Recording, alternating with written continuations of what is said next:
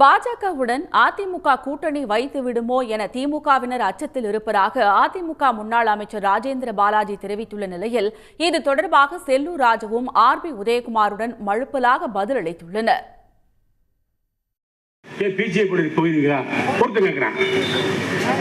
எடப்பாடியார் சொல்லிட்டாரு, எங்களுக்கு எதிரி திமுக தான். திமுக வீட்டுக்கு அனுப்புவதுதான் எனது முதல் வேலை. திமுக எதிர்ப்பு ஓட்டுக்களை எல்லாம் ஒருங்கிணைப்பேன். 6 மாதத்துக்கு பின்னாடி யாரோட கூட்டணி கேளுங்க, பதில் சொல்றேன். முடிஞ்சு வச்சு பதில். இப்பவே இதெல்லாம் இப்படி இருக்குமோ அப்படி இருக்குமோ கற்பனை நாயகனாக மாறாதீங்க. நான் என்ன சொல்றாரு, நாங்களும் சொல்றோம், நானும் பல முறை சொல்லியிருக்கேன்.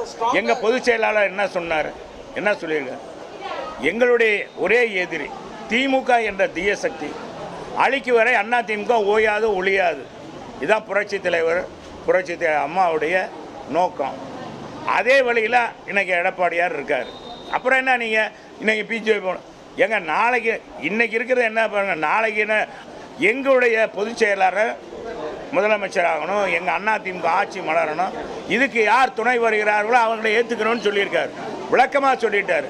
அப்புறம் போயிட்டு ஏன்ட போய் தனியாக கேட்டிங்கன்னா பொதுச் செயலாளர் கட்டில் எனக்கு சூப்பர் பவராக இருக்குது. தலைவரே, நாங்கள் கடைக்கோடியில் இருக்கிற தொண்டர்கள் தலைவரை பொதுச் செயலாளர் தெளிவாக சொல்லிட்டாரு, திமுகவுக்கு யார் எதிரியோ அவர்கள் எல்லாம் எங்களுக்கு நண்பர்கள், அவ்வளோதான் விட்டுருங்க. அண்ணாவே பேரறிஞர் பிறந்த அண்ணா இந்த தாய் தமிழ்நாட்டுடைய தலைமகன், அவர் தானே இந்த ஃபார்முலா உருவாக்குனாரு.